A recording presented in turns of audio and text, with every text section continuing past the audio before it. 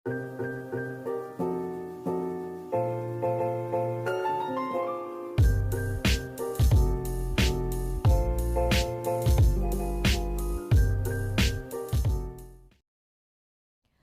yang menumpuk di aliran Sungai Cikapundung terus menuai polemik. Air sungai yang kotor oleh limbah makin memperburuk kondisi Sungai Cikapundung.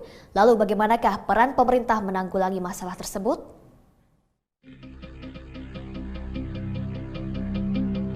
Sampah merupakan salah satu problematika Kota Bandung.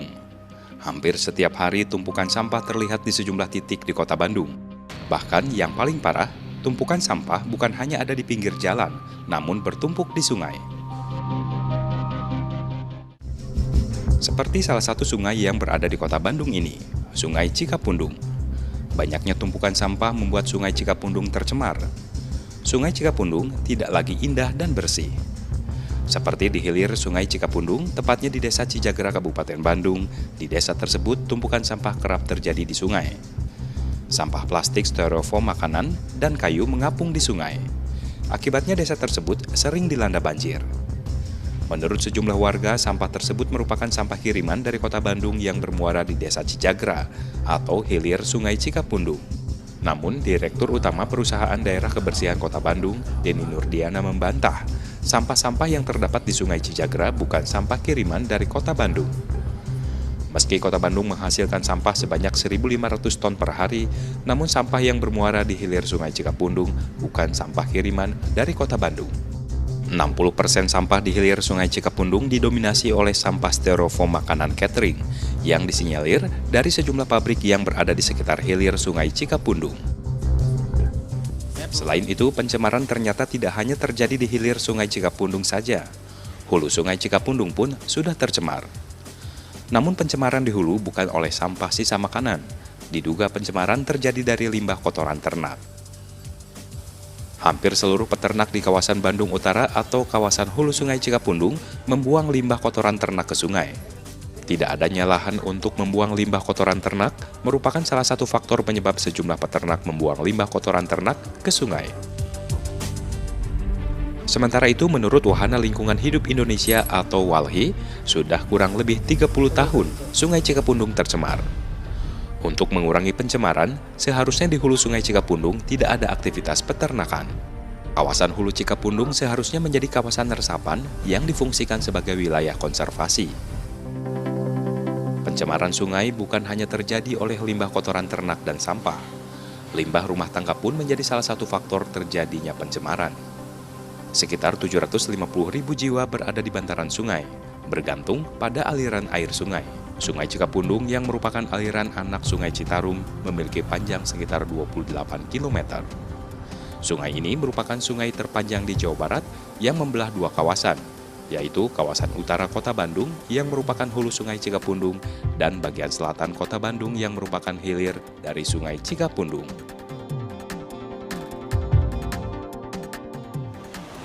Pencemaran Sungai Cikapundung ternyata tidak hanya terjadi di hilir Sungai Cikapundung saja.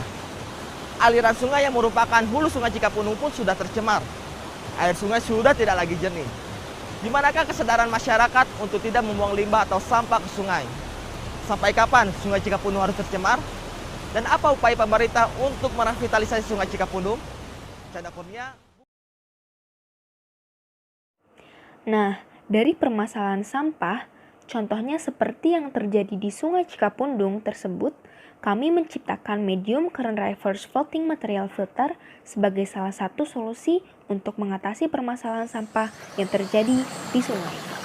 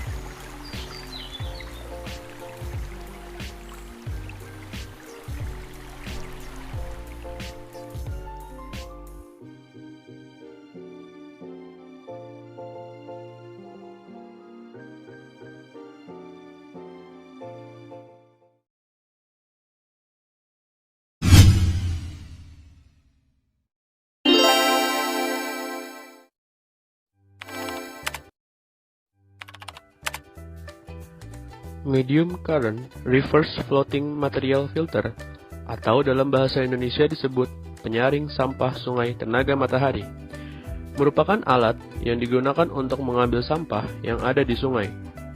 Alat ini bekerja dengan cara meletakkannya di sungai, lalu sampah secara otomatis akan terambil melalui belt yang ada pada alat ini.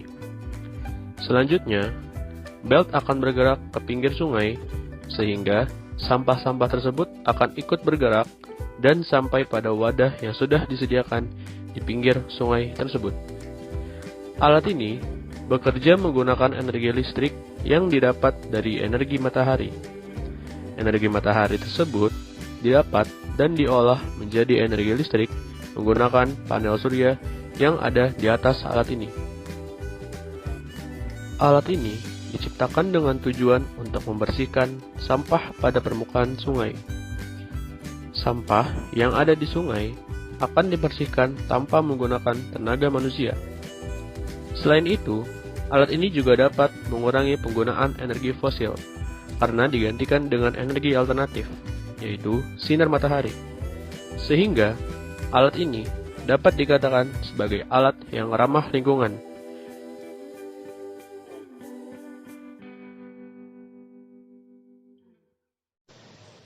Energi matahari yang dikonversi menjadi energi listrik oleh panel surya akan tersimpan di dalam sebuah kapasitor, di mana energi yang tersimpan ini kemudian akan disalurkan menuju sebuah dinamo. Dinamo yang terdapat di dalam mesin akan menggerakkan roda-roda yang terhubung pada sabuk pengangkut sampah. Kemudian, sampah-sampah yang mengalir menuju sabuk pengangkut akan langsung diarahkan ke tepi sungai.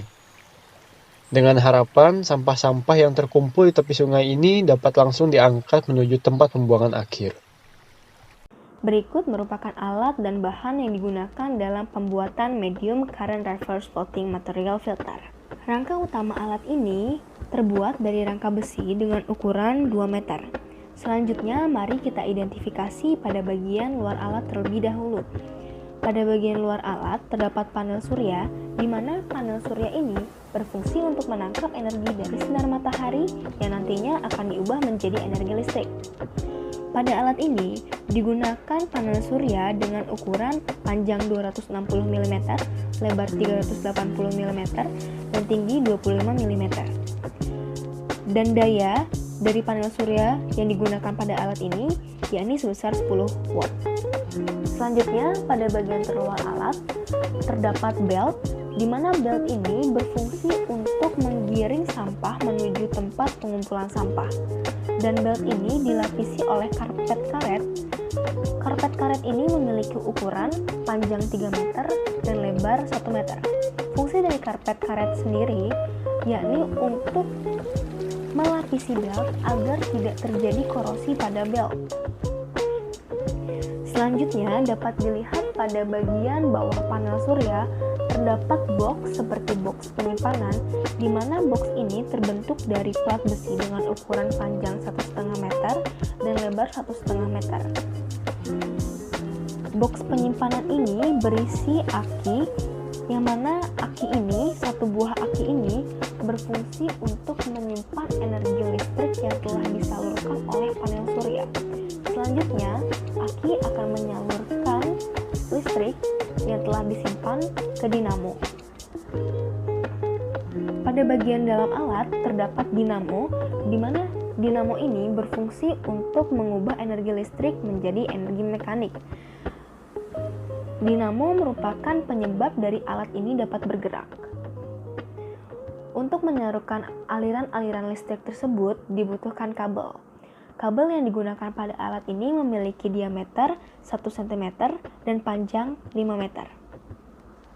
Selanjutnya, terdapat tiang pancang pada bagian bawah alat, di mana tiang pancang atau besi pancang ini berfungsi untuk menopang alat agar tetap berdiri di sungai.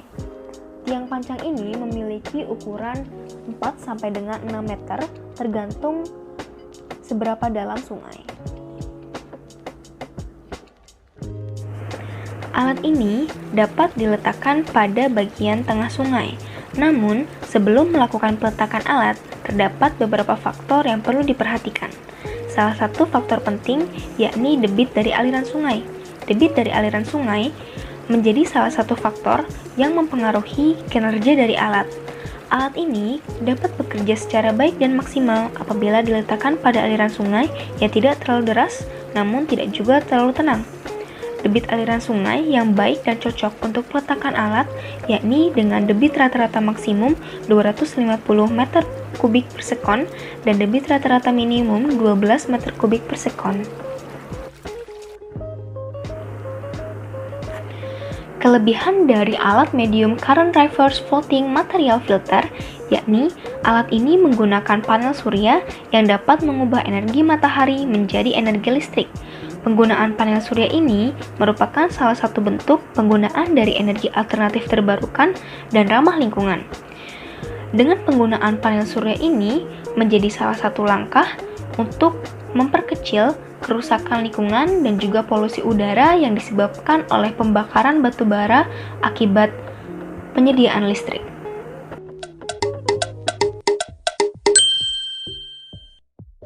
Dengan menggunakan perhitungan cost factor, akan didapatkan bahwa daya yang dibutuhkan untuk menggerakkan dinamo adalah sekitar 0,012 kVA atau setara dengan 9,6 watt. Dengan asumsi pemakaian mesin selama 24 jam, maka didapatkan konsumsi daya per harinya adalah 230,4 watt. Namun, jumlah 230,4 watt ini masih perlu ditambahkan sekitar 20%. Dengan asumsi terdapat perangkat lain selain panel surya, seperti inverter dan controller yang terdapat dalam mesin. Sehingga konsumsi daya per hari akan menjadi 276,48 watt. Jika menggunakan ukuran panel senilai 10 watt peak, maka panel kurang lebih akan menghasilkan suplai daya sebesar 50 watt dalam 5 jam per harinya. Di mana 5 jam ini didapat dari efektivitas rata-rata waktu sinar matahari di negara tropis seperti Indonesia. Maka, jika satu panel dengan nilai 10 watt peak mampu memberikan suplai daya listrik sejumlah 50 watt, didapatkan total panel yang dibutuhkan adalah sejumlah 6 buah panel. Terakhir, untuk harga sebuah panel ditentukan sesuai toko yang dibuat sebagai acuan.